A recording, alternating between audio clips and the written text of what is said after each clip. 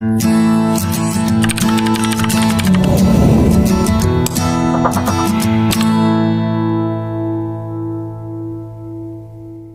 araw mga ka-A-shop, may gagawin tayo itong Ace na ito. Ano lang to, maliit lang siya at walang nakalagay kung gaano kalaki. Yan,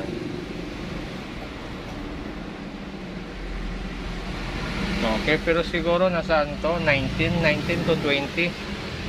Ang problema nito ay yun, naka standby red lang siya. Ayaw mag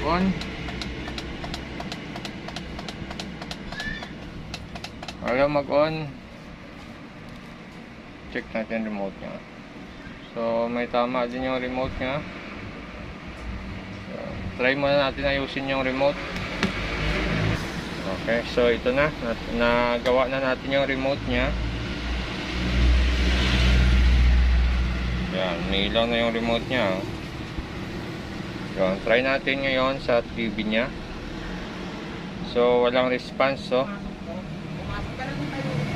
okay, ayaw. Buksan natin. Okay, so ito na, nabuksan na natin yung board. So nagawa na rin pala ito. Na-convert na rin yung backlight driver nito.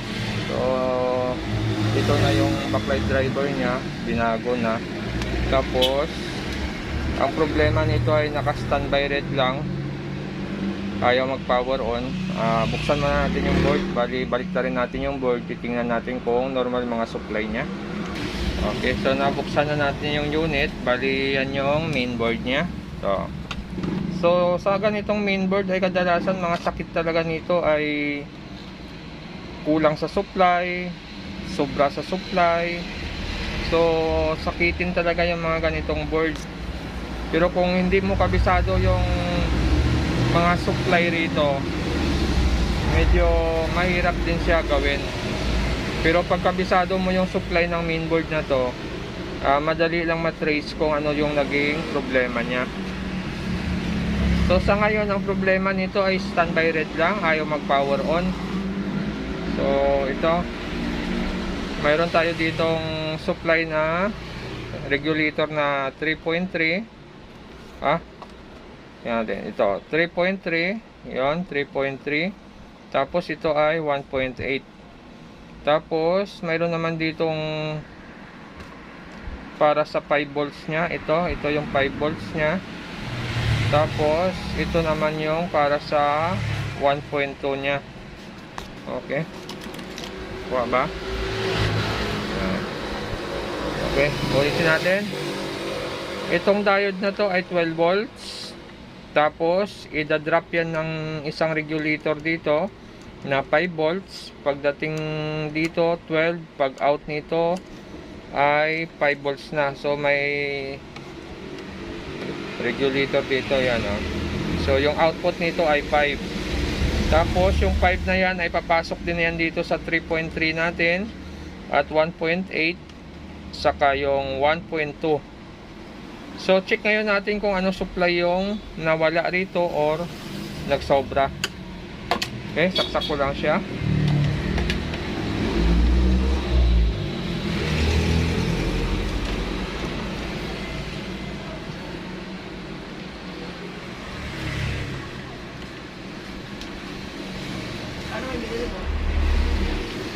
So gagawin natin ay magsusukat tayo ng supply sa ating regulator.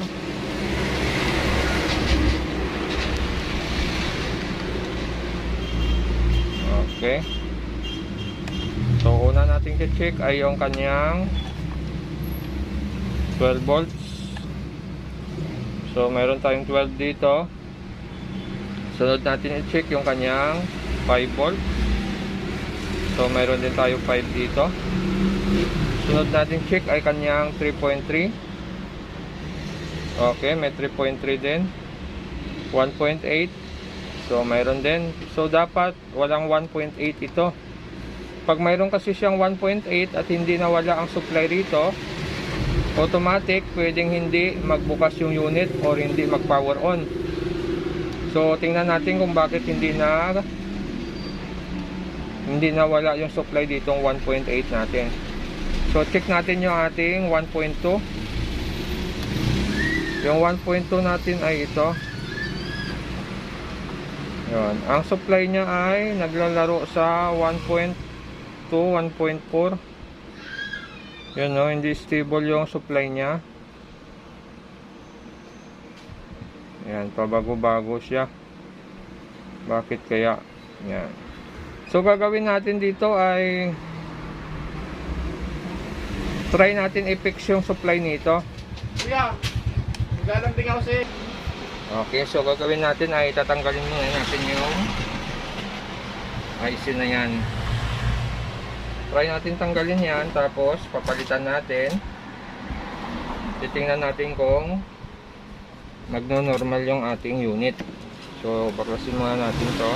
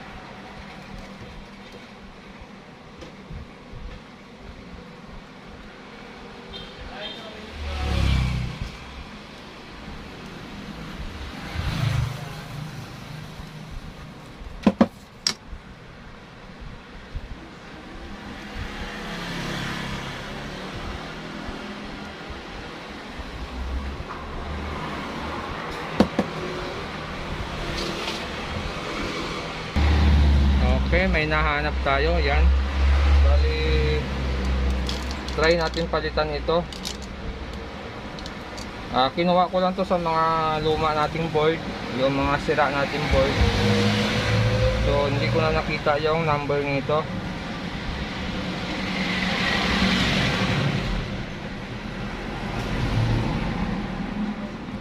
Ako, parang ang hirap.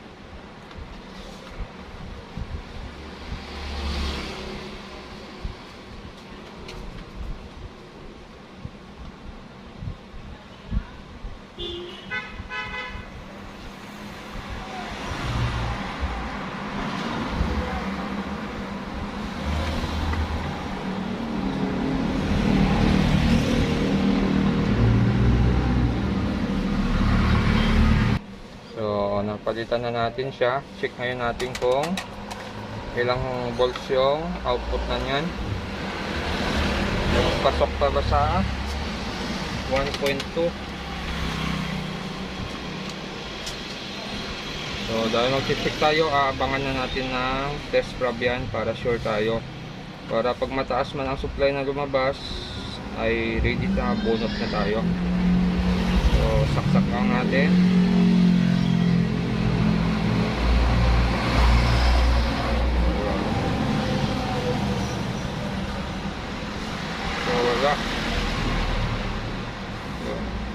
Wali pa rin. Nagkaroon siya ng supply pero nawala rin. Ulit. Wala. Ito may 3.3. Ito may 1.8. Ito wala. So may input naman siya. Hanap natin input. Yun. Ito input niya. Mayroon siyang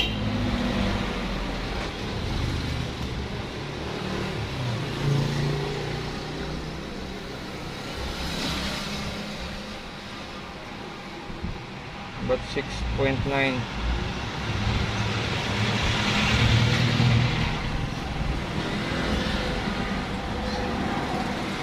Okay. Wala talaga siyang auto.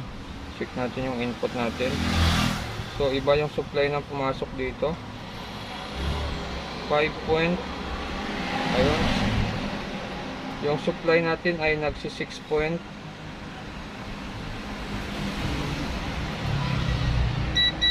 Stable naman siya dito. Kita ba?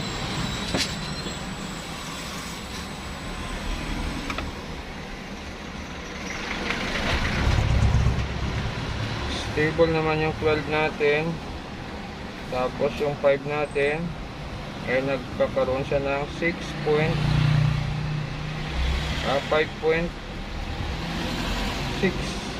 Yun. Tapos ito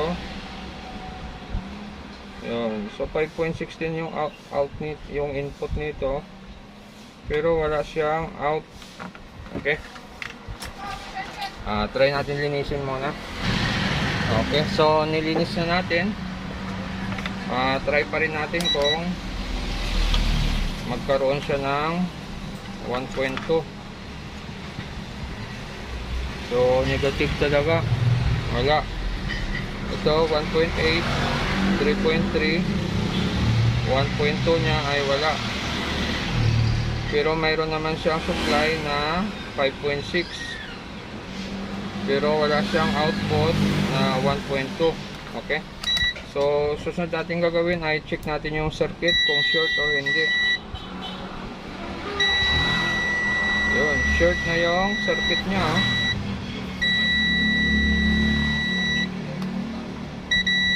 May buzzer yung circuit niya. So maaring may problema nga yung circuit nito.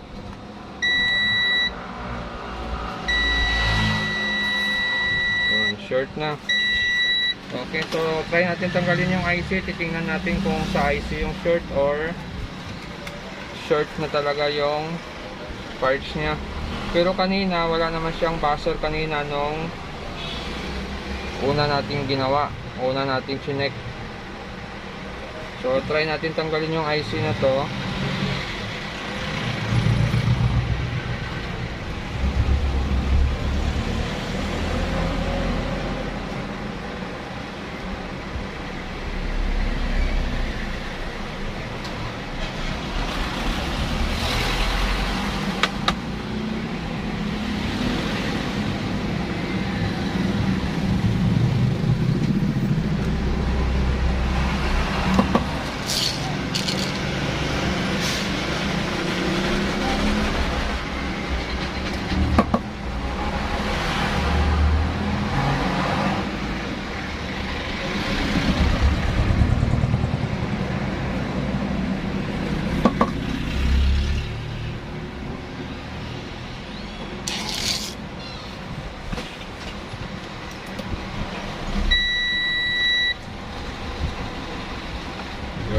So wala siyang buzzer pag nakatanggal yung IC. Yun, oh. Okay. Yun. Good na yung circuit natin. So sa mga ganito kasi minsan ay kahit palitan mo siya ng original na parts, ganun lang din, nasisira lang din. Minsan hindi lang din siya tatagal dahil mayroon na siyang problema sa mga switching drive niya para sa regulator na yon. Kaya mas maganda pa rin yung pag nasiraan ka ng ganitong ganitong problema, i-convert mo na lang yung supply niya sa ibang power supply. Kasi minus oras saka minus troubleshooting doon sa circuit na yon. Kasi pag tinrouble mo pa yan, hahanapin mo dyan kung saan yung parts na hindi normal yung function. Kalimitan yan sa switching regulator natin, yung switching voltage niya, yun yung kulang minsan, sobra, kaya yung function ng output ng regulator hindi rin normal.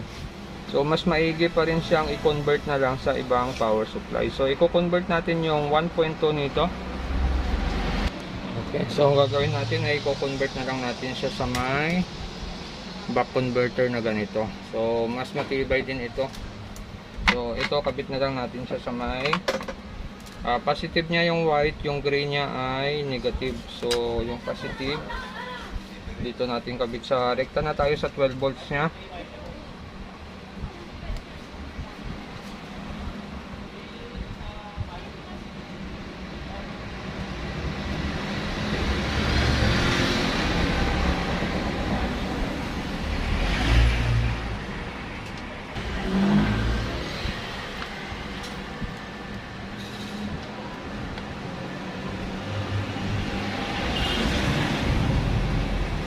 Okay. So bago natin ikabit yung dulo nito, check muna natin yung output ng ating buck converter kung tama.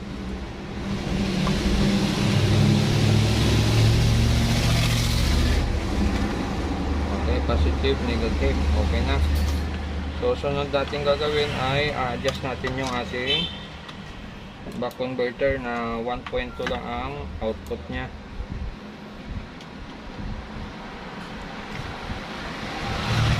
Yan, nilaw na siya.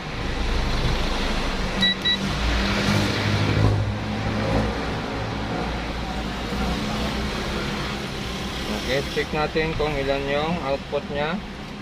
Kailangan lang natin ay 1.2. So adjust lang natin yan sa 1.2.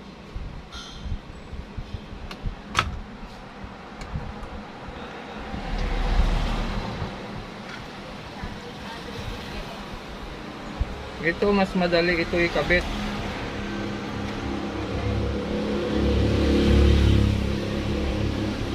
Yan, 1.2 okay na. Okay. So natin gagawin ay bunutin ulit natin. Tapos kakabit natin siya dito sa may coil na to. Yan.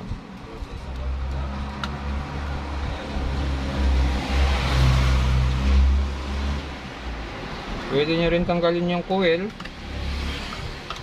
Pwede nyo rin hindi natanggalin. Nasa sa inyo.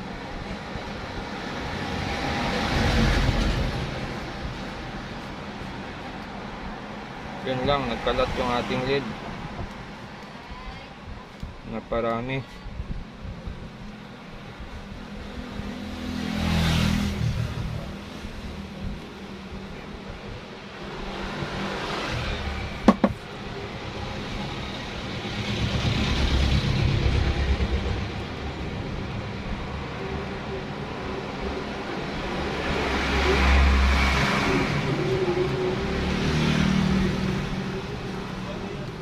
Okay.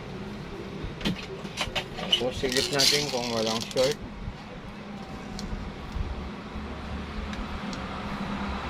Okay naman. So natin gagawin ay saksak na natin. Titingnan natin kung mag-stable yung 1.2 natin. Okay, saksak ko lang. Dapat 1.2 to. Dapat stable 1.2. Yun, mayroon na siyang 1.2 rito. Kita ba? Yun, mayroon na tayong 1.2 na nakuha dahil buck converter yung kinabit natin. Tapos check natin yung 3.3 natin. Yun, mayroon siyang 3.3, 1.8. So yun, no, positive yung 1.8 natin, nawala, no. So dahil mayroon na tayong 1.2 stable, yung 1.8 natin ay nawala, yun, no. Ito may 3.3. Ito wala na. So yung 1.2 natin ay mayroon na, yun, no. Yun, 1.2. Yung 1.8 wala.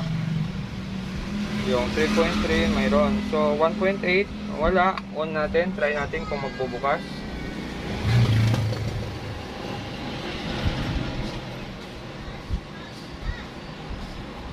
Yun, nagkaroon siya ng 1.8 at nagbukas na yung screen natin. Yung ating backlight. So nakabunot pa lang ating LPDS. So yun mayroon na siyang 1.8. Bunot natin. Yun, namatay. Pinunot ko. Tingnan nyo, saksak ko saksak ko. Yan, nagkaroon siya ng 1.8. Dapat mawala yan. Yun. So, nag-zero na siya. Okay. So, pwede na siya i-power on. Power on natin. Yun. Nagkaroon siya ng 1.8. Okay na. So, tingnan natin supply ng ating LPDS. Mayroon na siyang 5.6. So, okay na yung unit natin. Try natin lagyan ng screen. Kabit natin yung LPDS nito. Try natin kung magno-normal na yung unit natin.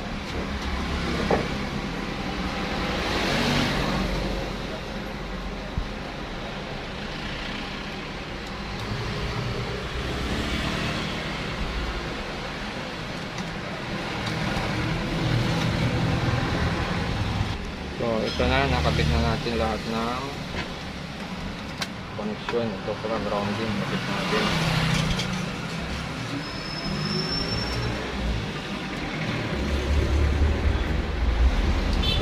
Okay. So, ito na, na-install na natin yung back converter. Tapos, na-forma na natin yung kanyang board. Try na lang natin, testing na lang natin. Ito, naisaksak na natin. Mayroon na siyang standby rito. So, power on natin dito. Yun. Yun lumabas na yung ace nya.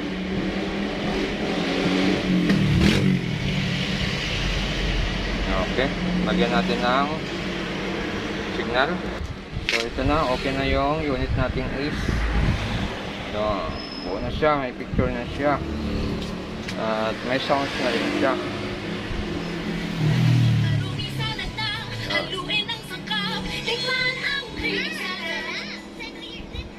Okay, so natapos natin yung unit na to.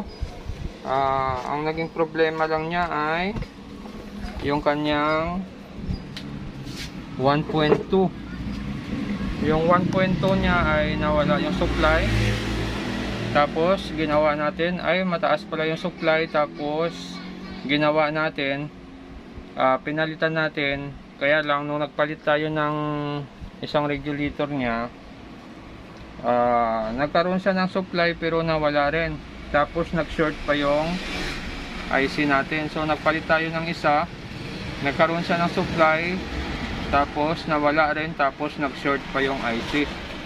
So ang ginawa nating susunod, bali kinonvert na lang natin yung supply natin na 1.2 sa back converter. So nung nakabit tayo ng back converter na ang output niya ay 1.2, yung input naman ng ating back converter ay 12 volts. At nag-okay na yung unit natin. So kung bago lang kayo sa aking channel, huwag kalimutan mag-subscribe at maraming salamat. So yun lang ang ating binabasihan dito sa ganitong board.